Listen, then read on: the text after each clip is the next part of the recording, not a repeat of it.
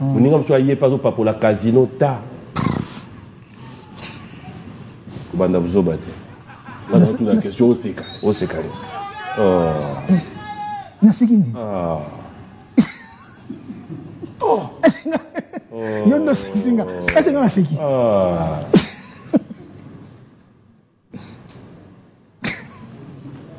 C'est une question, débris réponse.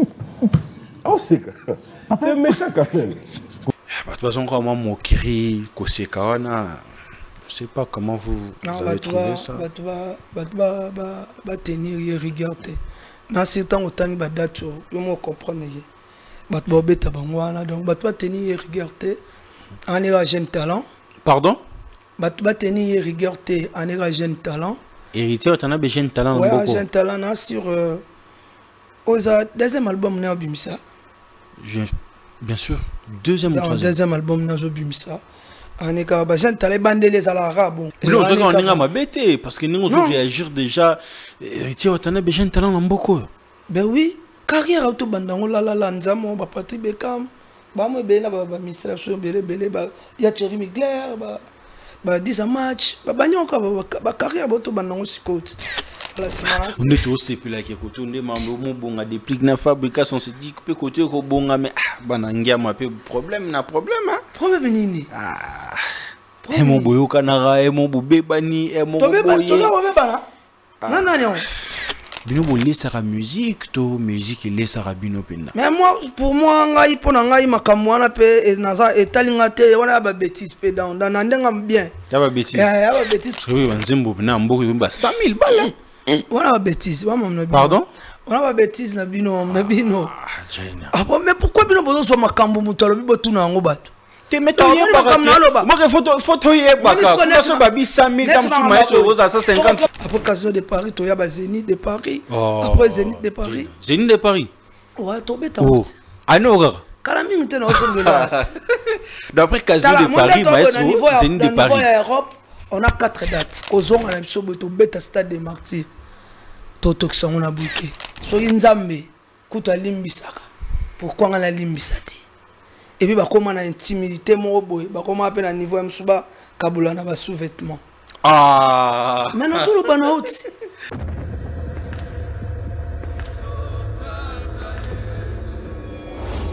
Depuis le début, il m'a tenu la main. C'est à cette promesse que je me suis accroché et j'ai pu tenir ferme. J'ai traversé la mer. Elle ne m'a pas submergé. J'ai traversé le feu. Il ne m'a pas brûlé. Aujourd'hui, je témoigne qu'il m'a accompagné tout au long du chemin. Et je suis finalement arrivé à ce stade de ma carrière. Moïse Billet au Stade des Martyrs le dimanche 19 mai 2024. Ticket disponible dans les agences Rebank et Illico Store.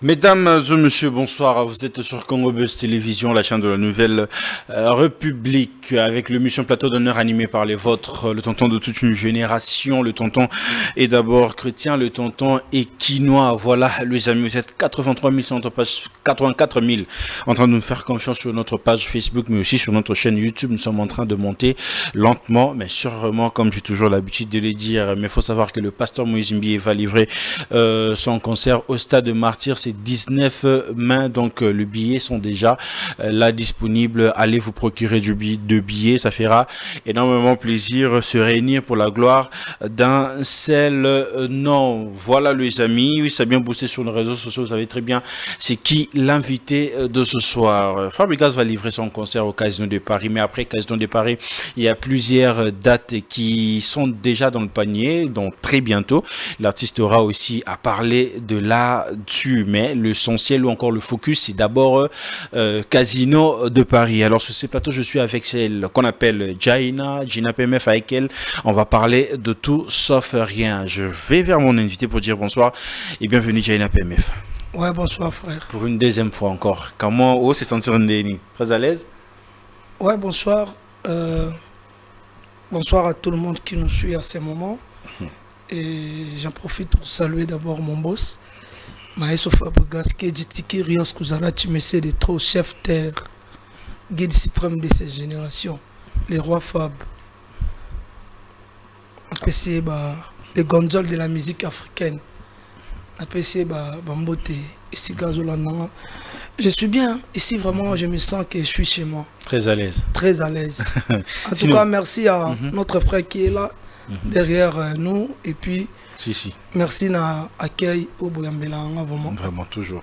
Ouais. Sinon, Boni, groupe Zandengenini, villageois Zandengenini. À l'aise. Focus Yara Casino, Kinshasa Bouché non-stop, tout travailler dans nous. Préparatif ou comment?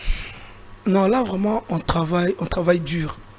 On travaille dur parce que les premiers concerts en Abisso, au Dogolo, mon aîné, toujours qu'on doit livrer au niveau de l'Europe, précisément France. Premier concert, mon aîné, il y a carrière, tout après, silence à ma casse en Europe. En Europe. En Europe, les premiers concerts, au début de la carrière, de Maestro Fabregas, avec tout ce qu'il avait fait. Mais c'est maintenant aujourd'hui. Mais pourquoi après Bayamado, Banapipo, donc plusieurs eu à succès n'a pas réussi, il y a épée à album. Pourquoi à Ozarate Bastad Salwana en fait? Il y avait le phénomène combattant. Sur mon toyebi, tant que tu bêta tube, si les autres tu bêta rebonzel on a tube. Donc c'était prévu tu bêta en 2021 je crois. À niveau il y a France, ils ont qui précisément à Lyon, dans la salle Mokoana, double mix. Et on a profité après ça, producteur, on a vu Serge Simba, double S, on a profité après ça, Bambote. Et on a peu première Congolais bêta à Lyon, dans la salle, on a double mix. Mais il y avait problème de combattants, et c'est vrai que tout bêta double mix, mais tout bêta quand même dans la salle Moussou dans Katia Lyon, donc la Lyon qui satisfait quoi. Mais c'est pour la première fois tout bêta en pleine Paris en France, en pleine Paris dans la salle mythique. Pour Casino de Paris. On a quoi expliquer au Casino de Paris, on a il y a une salle moboé, la salle mythique on a donc guide suprême d'ake bandango pour guide suprême ma génération. Guide suprême ma génération Azati, Maestro Fabregas. Na âge nae, na génération nae, guide à quel formula là quoi. Donc Casino de Paris le 31 août, prenez déjà vos places. Toko sango na bouquet to zalawana. Boyka maestro beta lokolo morote quoi. To beta pina barumba. Apo bozu pena makine danse quoi. Mais la préparation à moi ça les mandé nini parce que bon les lapé moi promotion à moi zimanka en fait boz a beaucoup maraba moi 2 mois. On doit s'activer côté promotion quoi. Préparation ça se passe bien. Préparation ça kende bien. Bah bien la chose ils ont été kamalango déjà. So moni déjà na toi dans 2 carrés en or et des GKI déjà et puis bah place là bango biso moko AP to kani mabo côté et on moni vraiment bah te belé bazo benga. Non, bah place pour répéter quand toujours mon a sous-souté non, tout répéter maintenant en coulisses pour te préparer les bons mouvements concert ou anomoni, tout bêta là bas showbiz, tout bêta là bas stade de 20 mai, tout bêta là bas partout on a qui ça bas JTRA GD, donc ça dit bah tout mona tout bêta là bas même ligne, tout bêta là bas solo Congo, bah tout mona bas spectacle bah quand la plus au monde a pena patron le quoi Dédé Mopassa à Sokoli pena à la costume et kota la musique et karaté à pena tali spectacle à mon peu musique à mon peu danse à tia zo nganda quoi satisfait quoi donc ba spectacle au ba mona wana ba revivre en haut du nouveau na Casino de Paris. Mais na Casino de Paris ils ont combien de places? Et ça, 2000 et quelques places. 2000. Ouais, 2000 quelques places. Mais bah, toi, juger Balobi, Nakazo de Paris, ils ont à 2000 places. Mais pourquoi ils ont tant moulaï que Maïs soit bien soit toi qui n'a sold out?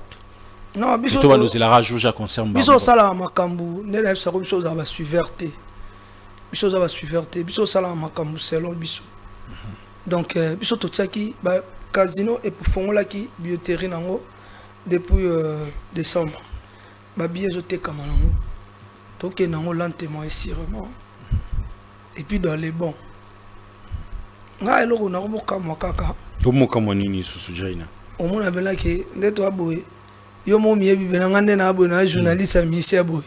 Oh, comment na epi na pro pointel. Na ngana uti Abidjan Côte d'Ivoire. Na profiter na pe ça ba mbote na équipe nationale na biso. Malgré tout mais tout comment il déjà ba demi-finale voilà.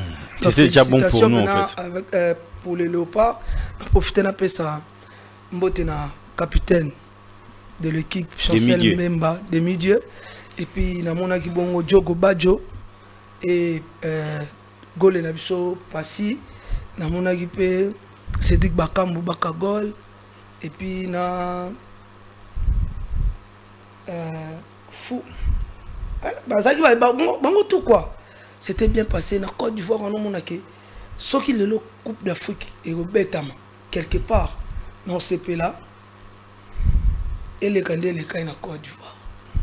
Le sali ba ivoirien bazana initiation donc bara bolingo mo mais ba journaliste ba c'est new journaliste na lobby na invitation na loba no mabe te ko ngolo ba fombo journaliste ah biso nde to yabo to lobela mam na biso to lobela mamba Fabregas abeta la casino de Paris te pour lobby ki ba journaliste ba maso ba pro journaliste moko ba kuma pina te na loba ndeni tangu to kende kuna to profitaki basanga profitaki asala pe tournée médiatique. Na ba télévision na bango na ba radio na bango on appelle que Yves Dembélé on a ayambi maestro on a que baza donc on a que ayabika musicien artiste Afrique centrale yem ta gagné qui na Afrique 2023 faut passer chance parce que eza Afrique yem ta gagné comme ça congolais ake otombo la drapeau Congo tila ba Côte d'Ivoire on a que bon les cap émission bah chez midi on a beau les cas oh c'est normal de vrai quoi disons. Donc vous pensez qu'il y a d'autres personnes qui sont fausses avec vous en fait? Non, ce sont des gens yo mo ko miyebi ke ngane na za journaliste na mitié pe na journaliste na yo bon na taka na journaliste à Patrick Bekam mais au préféré pour oloba no mamba ya Fabregas so na teko Fabregas Bekam c'est notre fils au préféré oloba no makam susu ya misia moko boye tandis que yo salara pas Patrick Bekam loba makambo Bekam esuka wana koloba mamna biso te biso to la manière na biso to sala mamna biso ne to kende boye to kende lentement et sûrement et puis na biso lelo au mona casino de Paris to betango le 31 août 2024 année to kisa yango na buke. Mais maestro père Azaki moi un peu choqué surtout tant ba musicien belé bazaki moi de part na bango et tout mais vous pensez que Azana monté en fait il y a même une fois groupe au grand complet même si na bato il y a ba média kokende concert on est à Casino de Paris après tout ce qui se passe aujourd'hui mais moto salam ça na bien azo obligé okende musala ga mte côté la mutu nasi ba bosero ba bosse wana lelo ba obligé okende ya mutu a ça ne bien okende mais moi ko banga te après tant moulaï ba voyager ndeti libanda mboka non professionnel a banga te professionnel a banga te soko yebi ke ngande na boy ngana porte parole na ka ko lobela mission na ngai na ko sala fier na produit nanga pour été kama ezala vendi na bangate pour na que partout no kena produit nanga azala vendable toujours vendable toujours et ne mona ba mission et ne mabende batu nde ba komona ba sima batu ba koma otia batu makambo Mais les lobes, au monde, on vu la Nova tant qui t'a Paris. Au monde, on a vu la Nova tant à Paris. Assurance à ma casse. Mais dans le pour nous on a préparatif aux salemons, on a énergie, maestro zo bimisa, on a souffle, gonzola zo sanza. Non on a pena, non on a pena fait moko zo bimana. Donc soto place to répéter à coulisses wana. To ngai pour nga on a des demi concert. To non on a makambo batu ba omona ba vivre en live. C'est pour ça que je demande aux gens d'aller prendre leur place, d'acheter les billets. Parce que ça se vend partout maintenant. Ils allaient à côté comme à Liboso, à Fnac, ou bien dans le site à Casino. Mais les lobos, ils ont à Carrefour. Donc de partout en France, là, Europe, partout à Carrefour, tout. Mais pourquoi choix ça serait peut-être pour une première fois. Il y a le carreau livré, concert après, bah, tombe là, il y a que concert en Europe, en France ou encore en Europe. Pourquoi seulement le choix à Casino de Paris? Parce que c'est les producteurs. Ah ok, c'est le producteur qui décide en fait. Ouais, c'est le producteur. Okay. Monsieur Alex, je vous salue. C'est le producteur. Mon biso to mi bet s'arrêter. Ah ok, bah tu sois mi bet ça en fait. T'es na biso, on a le de notre part.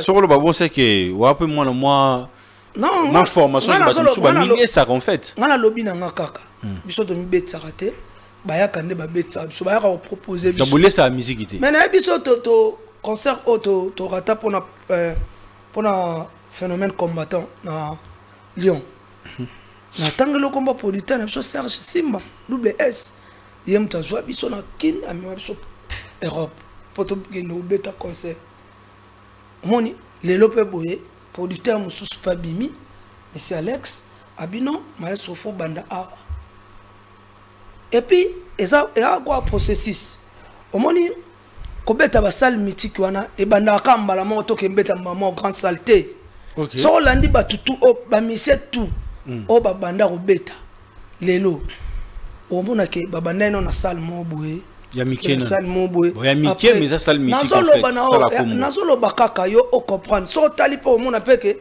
non ezaki bongo mais biso c'est là biso processus na biso to préféra qui producteur préféra qui est à la Casino de Paris.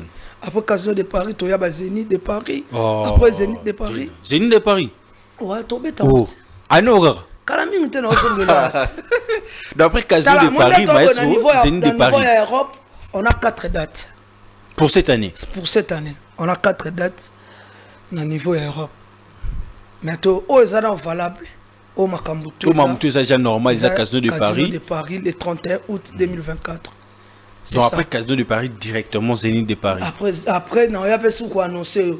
Mais au PSAP déjà, tout signé qui sous le 12 juillet 2025 au stade des Martyrs. Oh, j'ai stade.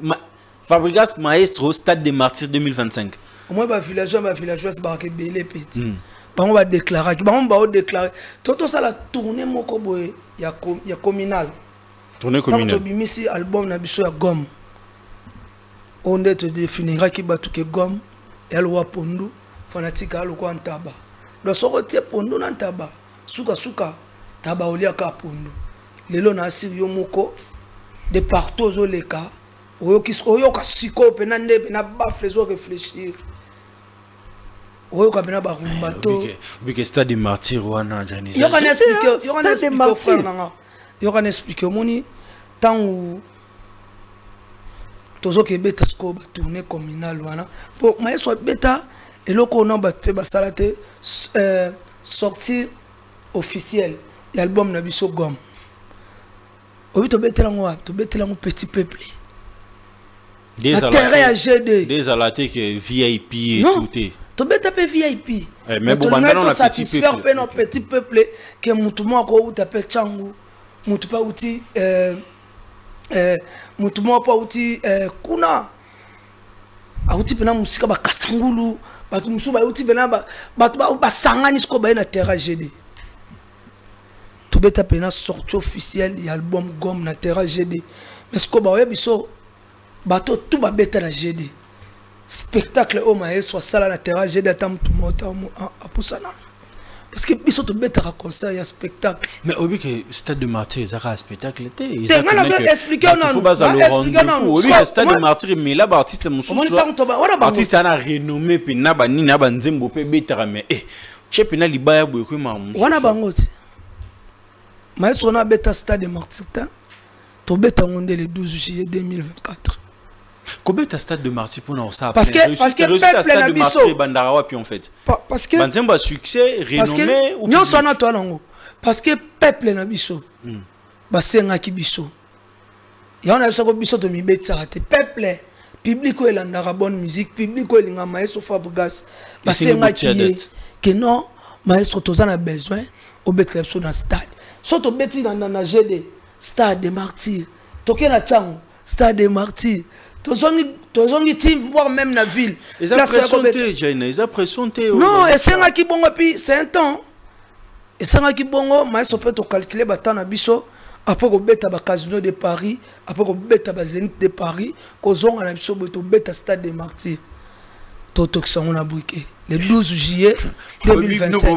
Bon to qui on a briqué moi bi ke ba stade ba to ba senga ba na ko benda ngo na ko tombola ngo. Voilà bango. Biso beto biso. Il y a un guide ici pour ma génération, un gondole de la musique africaine. Hein? Meilleur artiste Afrique centrale. Maestro Fabregas. Afrima 2023. Donc, on les a pas date donc, on les a prévu le 12 juillet, tous en stade des Martyrs 2025 et le 31 août, tous à bon niveau Europe, à Paris.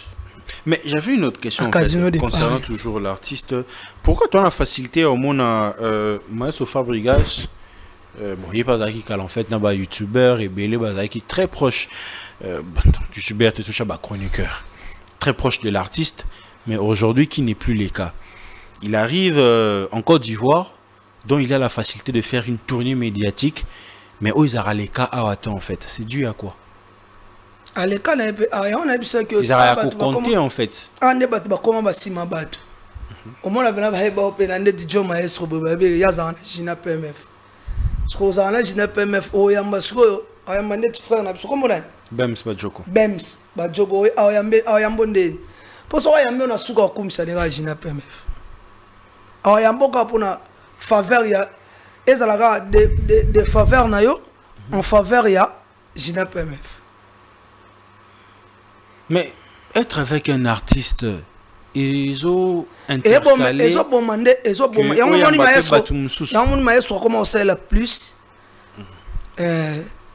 page officielle à Facebook. Pour communiquer avec ses fans. Ouais, tout ce qu'il fait, ça se passe sur le Facebook, sur son Facebook. Donc ceux qui va connecter, sur le Betty Kaka, Fabregas Métis Noir officiel, on s'est connecté au monde à tout. Mais après, c'est pas tous ces chroniqueurs-là, encore journalistes, ou des artistes, ah, personne n'a rappelé à ça la tournée médiatique. Parce que tournée médiatique, la Côte d'Ivoire, on a senti vraiment que on a un grand concert à faire. On a un grand concert à faire. Ils sont pas professionnels, pas amateur. Mais après, c'est qu'on dit toujours que la charité bien ordonnée commence par soi-même. Au lieu de commencer ça encore une fois, pourquoi pas il a commencé ça ici? Il a commencé aussi, c'est notre vieux Papi Mboma. Est-ce que vous l'avez déjà invité? Tu l'as déjà invité? Réponds-moi. C'est un processus. Non, ça l'a monté mon banal. Mais Kabiso Morote, voilà, on compte la batte. Ah, bah tu me souhaitais. Mais réconciliation puis la musique, moi ça me fait du bien en fait après plusieurs guéguerres entre l'artiste Deplique et Maestro Fabregas aujourd'hui. Comme il y a qui bah ma passe en fait dans ton mot revivre Wenge mais en dehors il y a Wenge en fait.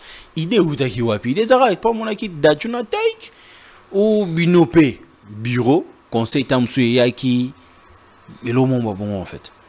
Bon, les lois, Maestro, Deplique, président Deplique, n'a pas essayé bon séjour dans Paris.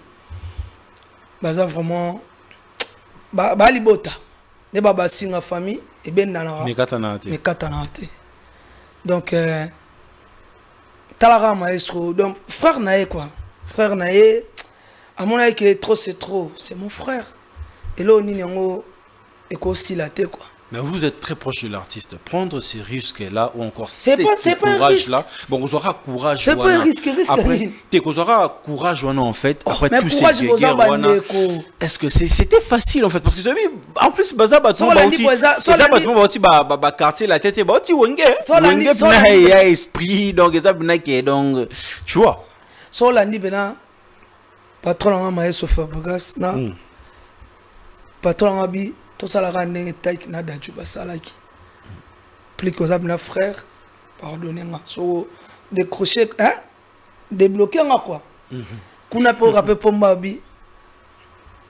Hein, président des plus grands pena, Fabregas, à frère nanga. So, Nzambe, kuta limbisaka. Pourquoi on a limbisati?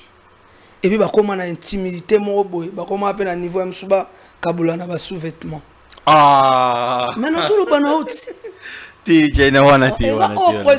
président depuis kalobaki so tale mission no mona ngoti mais et apena singa famille de balobaka et ben dans la mekata na te ngai esala nga sengo moko mona bango mibale to revivre sous bilengi wana na kata casino de Paris le 31 août le 31 août vraiment na sir ba zwapo so misuli billet siko te poti to comme na batamo billet sili wana ozep soka na Zénith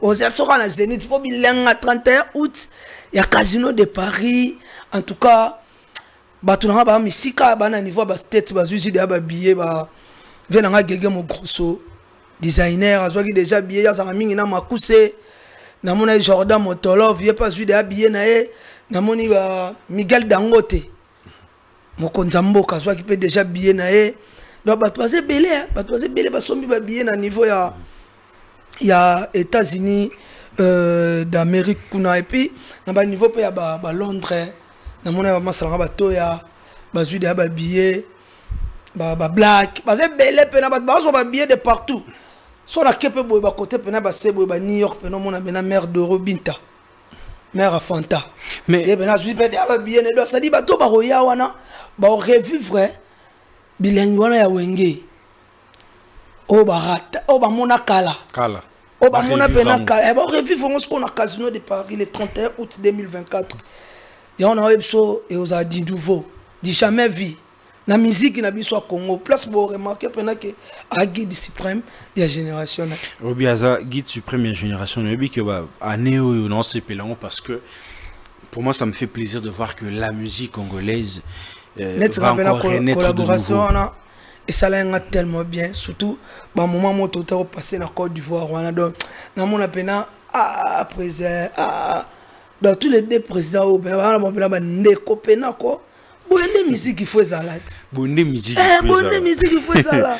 Et puis, dans un projet à Bango, on a préparé un projet Mokoana, et ça na quelques titres na 4 EP Mokoana, comme on a les inséparables.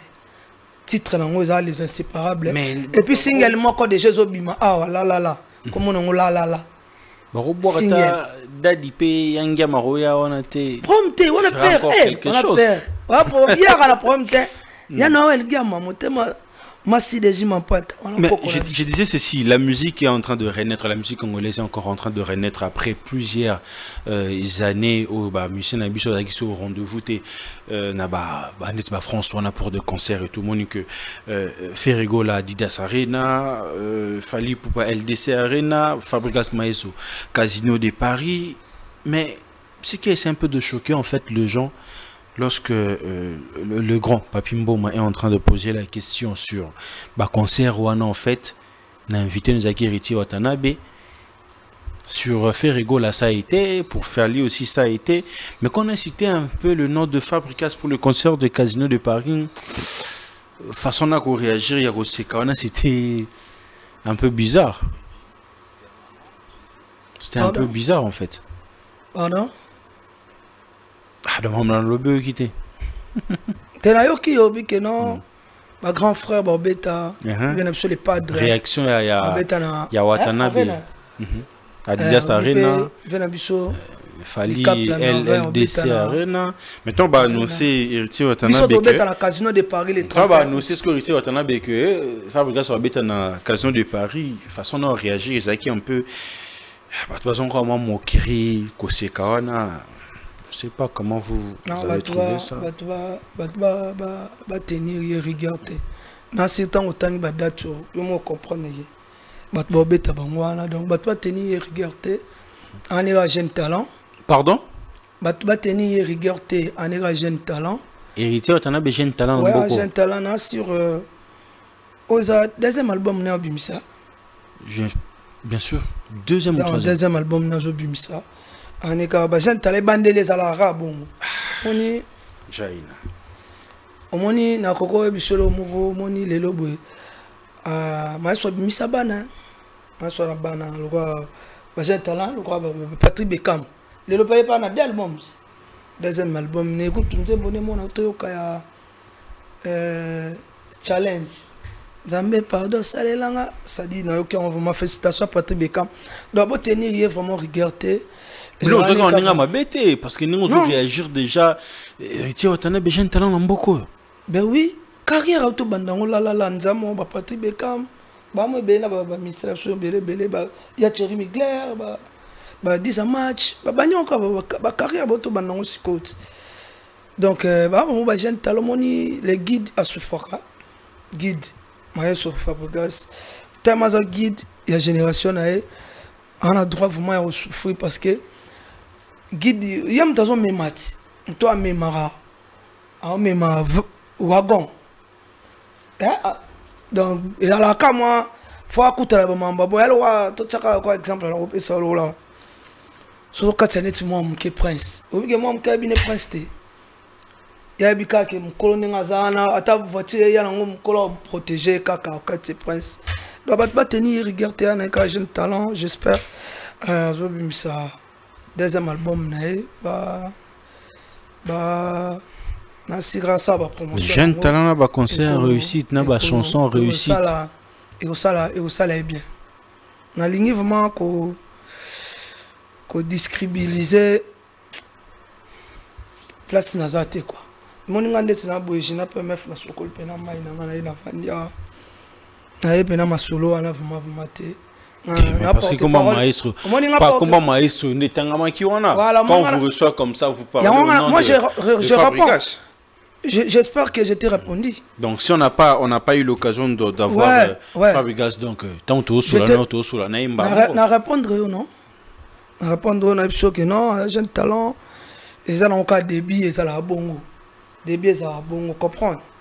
Ngai naza porte-parole il y a Fabregas Maestro nasi obi que porte-parole à en Amérique à en Europe et puis non que sur Europe pour les 31 tous un concert mon coin dans le casino de Paris donc bah tout vraiment toi na focus pendant la concert na biso tout ça la pendant préparatif nango donc na rose à la sécuriser tenir le moment avant d'ara wala té donc va comprendre va tenir vraiment rigueur té ce n'est que le début hein so talipe guide avant comme bon avec na mambo belé si les lopena ouais si les lopena on a guide suprême quoi.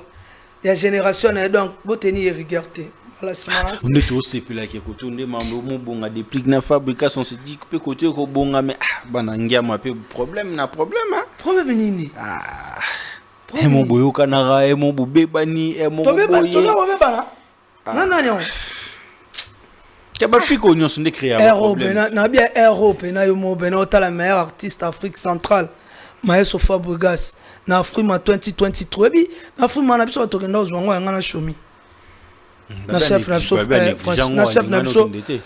chef na biso azwa contre-temps na chef na biso Francesco na CG Yves Mboul to kenda ozwa Afrima wana na Dallas na rentouré na ba star sko batanga na ba star tout na mona na batanga nde meilleur artiste Afrique centrale masculin Fabregas place nazalaka nazalaka étonné non dimano mais non dimande na monita makambo belé wana na croire kaka na ba ke ba votaki Maestro Fabregas lelo boye mena meilleur artiste Afrique centrale moko bwana Mais guide na bino ya génération ageza na problème na pena ba jeune talent jamais ya azo kumba nde génération ala ksanzelo moni ko beta na poto ya facilité date ba date yango wana ti mais le 31 août au monde ba grand et puis na guide na bango azawana ya génération elanda le 31 août ton Casino de Paris. Merci à l'assistant de l'homme Joski Kantongo. Mais comment les musiques ils ont déjà bonne ampleur oyo. Quel avenir notre musique projetée dans le futur au moins on est ni dans les jours à venir. Dans les jours à venir au moins na maestro sa musala oyo que lobby musique na biso ezala pena to dans la soudé to dans la bomoko poto tombola culture congolaise drapeau na biso ndeke ndé en avant. Pour tant batangi meilleur artiste Afrique centrale batanga ki ivoirien nigérien batanga ki gabonais batanga ki congolais tombola ene drapeau na biso ya Congo oh batutu bayebi on comprend donc souci maestro na siri yango wana monaka souci les arabi misa batu bayebana apusa batu ya pe que place batu baza poussa na vanda donc asala maman que ya zakite yaka zala on comprend dans souci de vie kaza guide na vision o azanango vision na e ya penande pour no lobby donc vision eza lobby musique ya Congo tozala biso de to zonga na place na biso tozalaki tozala bena devant batutu ba pays di on se doit tozala bena wana. Et fortement, je sais que Marambo déjà Ozo s'annonçait. Ouais. Mais bien vraiment et vous allez prendre la musique Nabiso. Jaina et PMF, nous sommes presque à la fin déjà de cet entretien. Les amis, il faut marteler que Casino de Paris, le 31 août, Fabregas sera en concert au Casino de Paris, mais aussi après le 31 août. Il faut savoir que date Moussou Zali.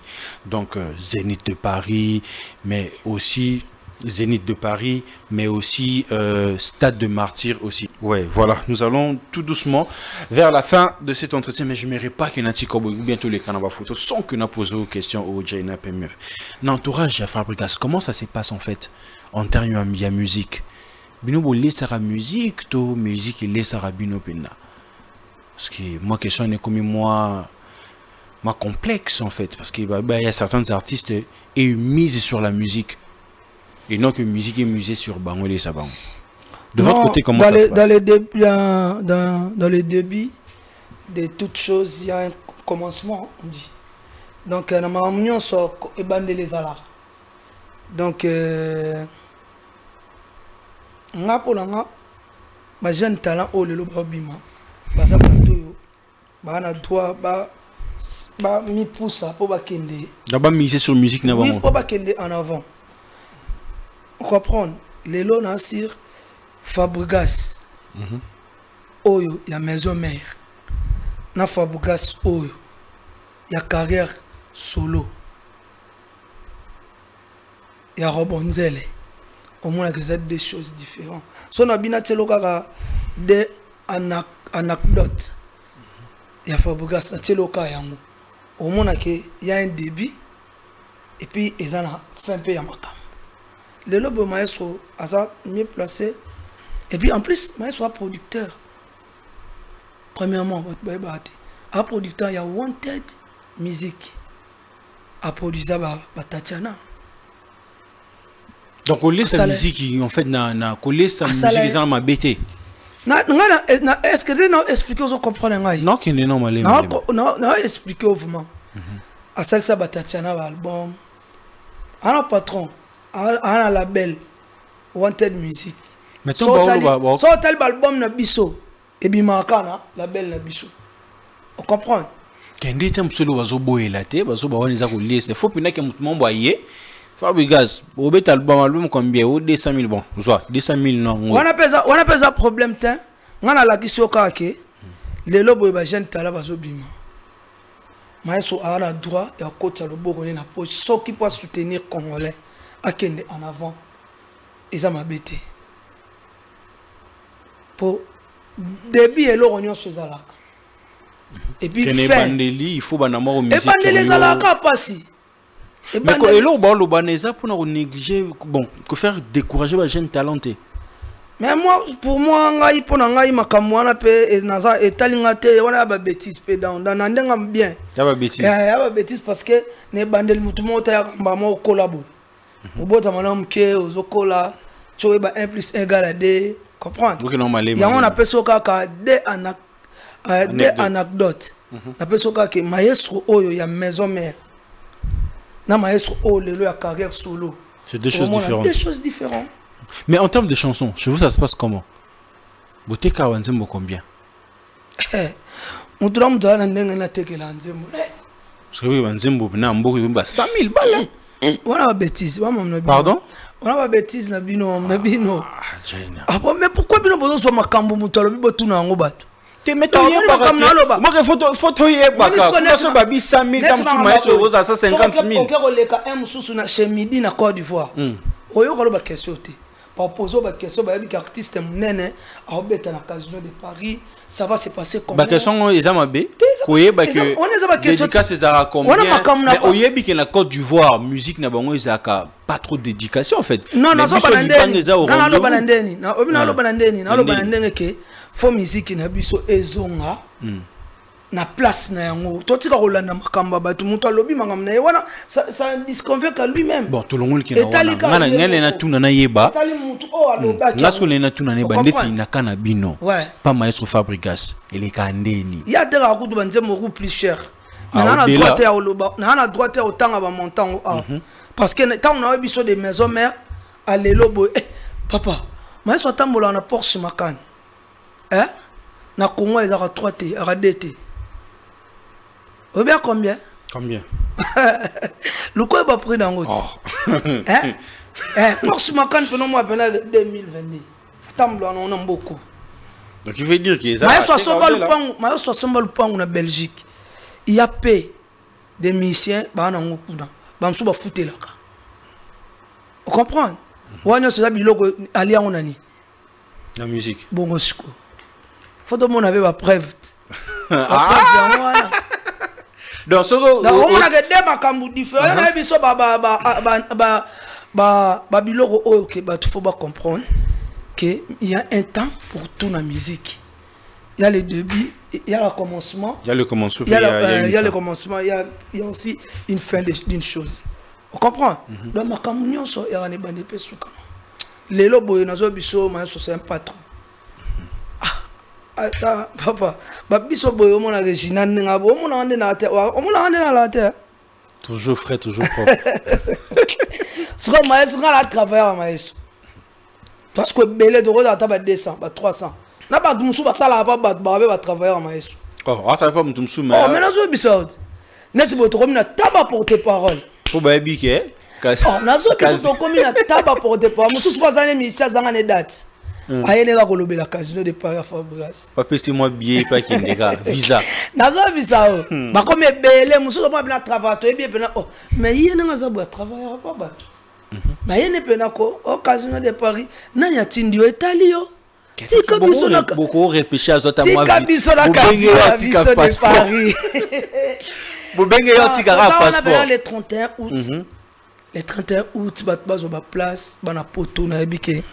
Bazé belé tala kutu tala maestro mamba osala na musique ya Congo ezala na ngote mutu alongo la kin akeso mara billet azonga ne kin azela tida te kokabonga ke concert et alors Serge Makila les dragons de la monnaie na mini toi na niveau Paris akeso maba billet ba leur kabea molati si ya kutu ana kina déjà za na billet na kata chobu omona bena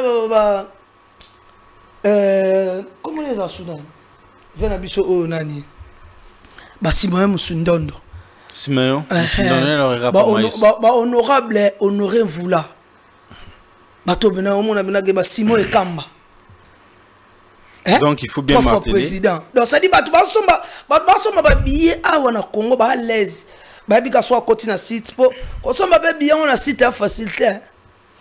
Il y a un peu de so on site te fouti ka billet OK na Fnac OK na Carrefour reçoit billet na le billet vraiment ça disponible le 31 août, Fabregas va livrer un concert au Casino de Paris. China sont presque à la fin. Bindi a Izalaka, Bafoto ils a défilé à Yopi Sabisoka Bavina. Et puis c'est ma petite question Izali tout. Ça l'on rend tout ça la récile non. Problème T. Problème T, bien problème T. Problème T. Alors tu peux déjà nous aider avec la première photo mon ami.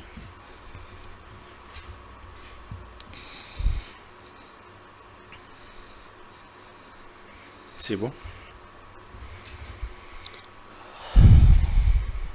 Ah, oh papa chéri, l'homme qui a mis l'eau dans Coco, aux légendes, grand mon père. Sortie médiatique, il y a la légende que fait l'homme idée. Comment vous avez trouvé ça? Ouais, non, on a dans l'Andiangoté. Dans l'Andiangoté. Ouais. Ma musique n'est pas bête moi un peu on a trop. La musique n'est pas moi poste moi Mbappé Bazali moi Cristiano et tout. En général la musique a commencé à placer le maestro Fabregas étant que footballeur au placé un poste. Étant que footballeur, on a placé maestro, on a placé un poste. Ah. Maestro Fabregas. Et comment on va placement? Il y a Cristiano. Cristiano musique à Congo. Ok. Guide suprême de cette génération. Mais la situation qui s'est passée aujourd'hui avec la personne de JB Mpiana, sa façon de gérer ça, comment vous avez trouvé? C'est très responsable? Une personne qui ne vit pas derrière le buzz, à gérer ma caméra normale, propre et c'est fini. Qu'est-ce qui se passe? Ton téléphone a bien bougé. Vous avez mon accord à réseau social. Je la plus maestro plus vraiment. Mais ceux qui ont la posté évolution musique en général donc il faut l'andela tout ouais on a besoin de raison mais plus pénal dans l'andela trop même biso mais je sais pas qu'est-ce qui se passe. Oui dans ces moments mon ansuka. Ouais. On va sortir médiatique ni salaire moi chaud ma bé. J'espère que papa Chega père Nabiso donc il va savoir gérer ça quoi. On est membre. Bon c'est gérer un professionnalisme.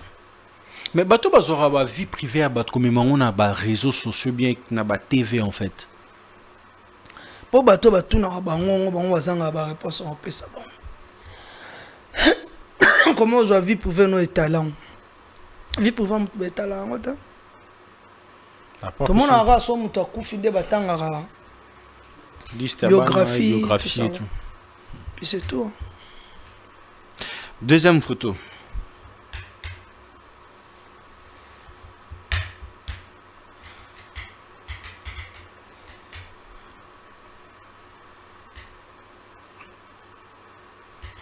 Oh bah il y a les padres handicap à merveille. Adidas a rien à double. Ouais ouais. Quel avenir? Bah, bonne chance dans les padres. On a vu que Abeta bien. L'année maestro ça toujours proche il y a Kouloutunaï, qu'on pousse peu Kouloutunaï. Tout le monde appelle le quoi ça? Maestro pe na Adidas a rien n'engé pe ça na stade. Ah voilà on est vraiment na habité. Toi on a focus dans na maramna les 31. Pour l'instant on a pas couranté mais na habité. Je suis pas informé pour ça. Mais na habité vers sur les padres Abeta na Adidas Arena. Bah, bonne chance. Et de l'autre côté, comment il y a arena kaka. Handicap. Double arena, double stade de martyr pe anéo. Et puis bah bonne chance. Bonne chance. Mais parce que tu vas ngani. Bah mon a un jour pe na handicap na maestro. Physiquement en fait. Ah ouais pas de problème bah mon. Numéro 1 la musique a comment pas là. Natia. Na tout niga. Ouais, on habite. Est-ce qu'ils sont là? Parce que ma musique bandi les lotés. Nga ba numéro nga na bi makambo na te nga na bi ke to bi sonyo sto sa musique tout ça. Numéro 1 zaté. Il y a classement, c'est pas question de classement. Nga na lobino bien que Obayaya vient na biso les padres vient un du cap, la merveille. Point barre. Point barre. Une dernière. Tout ça là, concert, bonne chance. Bango na maestro. Bonne chance là, bango pour y abisoper le 31 août et aller quoi. Dans le casino de Paris. Une dernière photo.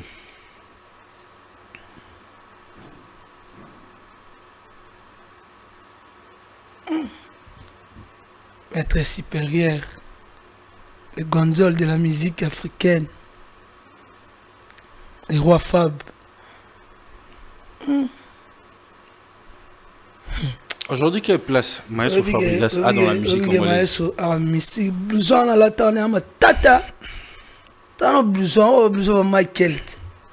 Ou Philippe Plaine. Un cher Makassi. Pas ma nette à Bajivachi. T'as type on est à Benda. Musique est bilambate. Les maîtres de la musique.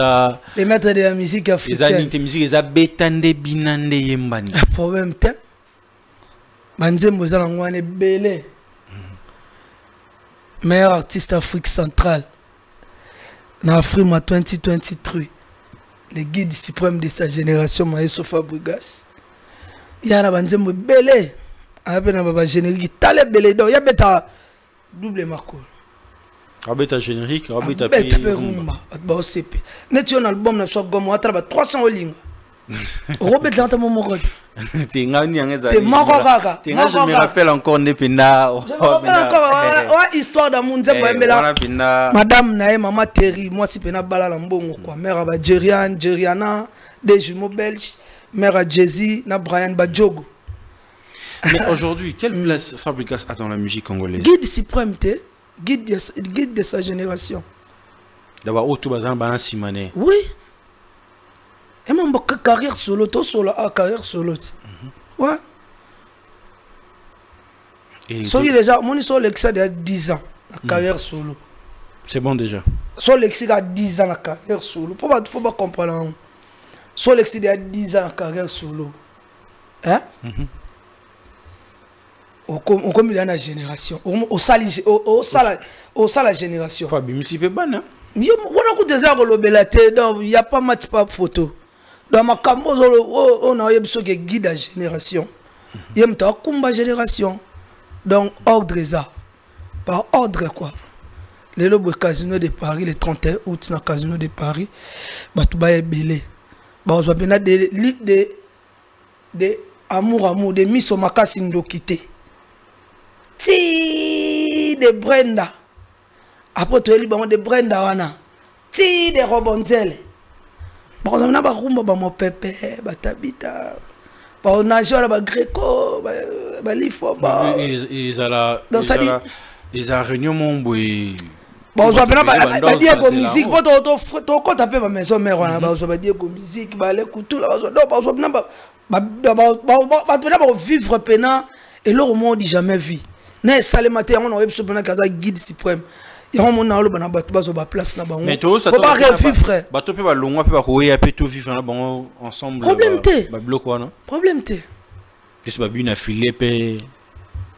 Ah problème T. Wa ba banati. Ba ka bana ba ka bana.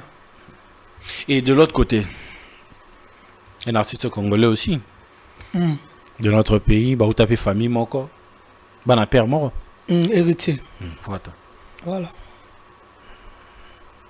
Dès nous sentir déjà sorti, qu'il y a déjà il y a chemin de gloire. Et tant que ta culture en fait, toi la musique.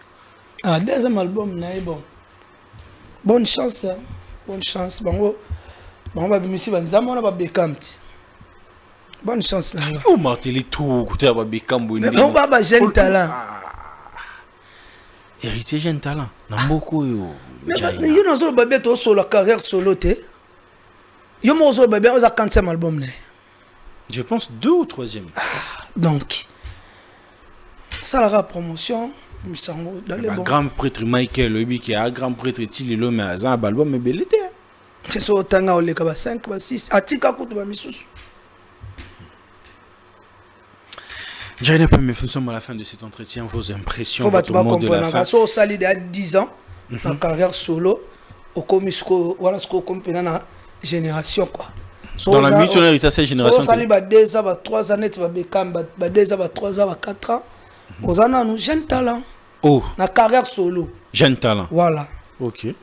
Nous sommes à la fin de cet entretien. Vos impressions, comme ça, on va finir.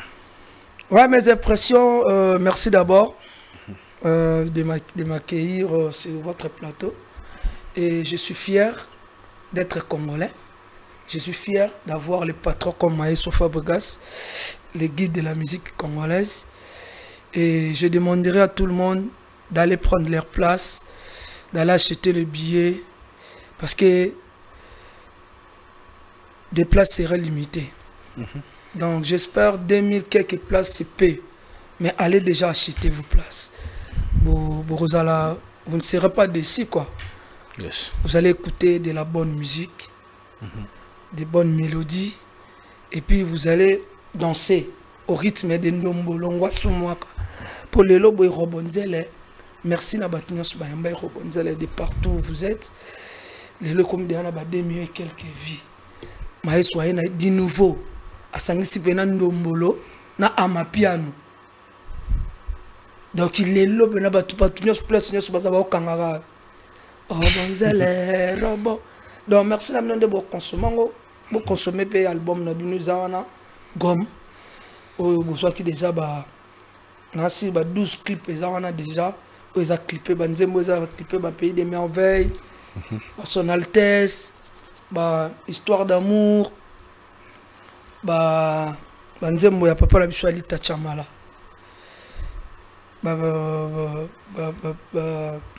Banzembo za wana vraiment ebele bo consommer en premier volume na deuxième volume bo consommer en parce que le 31 août après Casino tout l'anda bango na Zénith. Donc il y a un étage Casino de Paris, Zénith de Paris, le 12 juillet 2025, Stade des Martyrs. Tout qui s'en a briqué.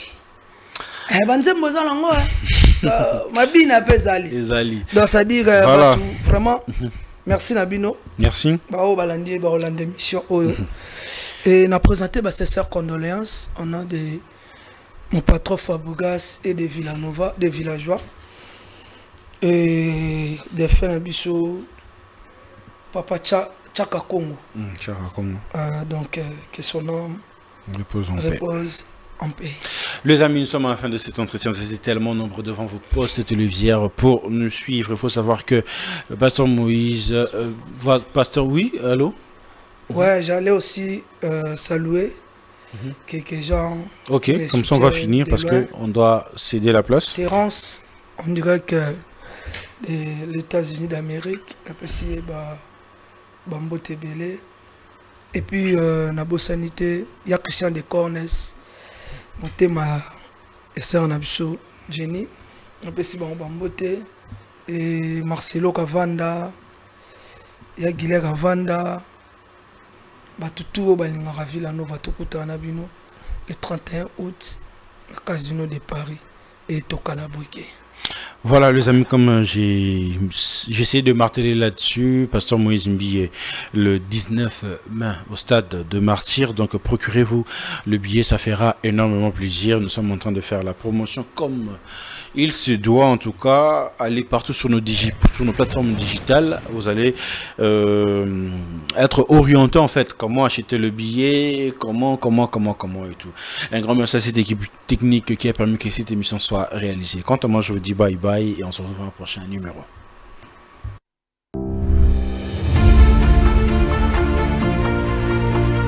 Vous êtes depuis très longtemps en Occident.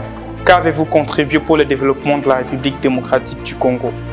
Nous sommes toujours dans la phase de culpabiliser les autres. Quel est notre engagement vis-à-vis de notre pays? Qu'est-ce que les jeunes peuvent faire?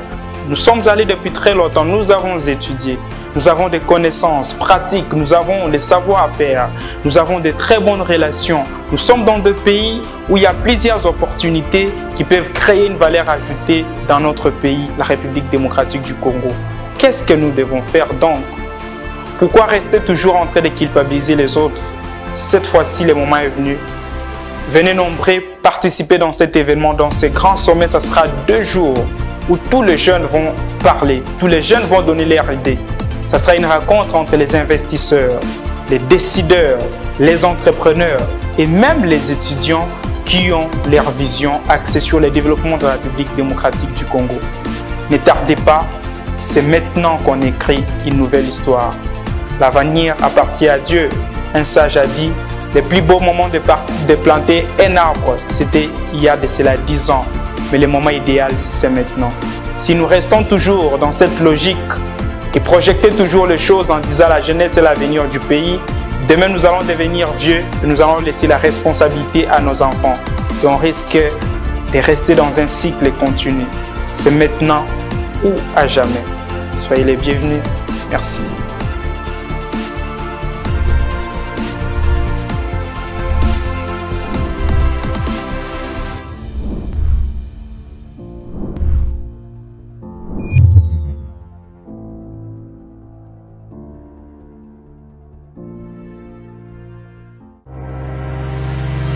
Chiquititan, chiquititan, tan, tan, que tumban, ban, que tumban, que tepe, tepe.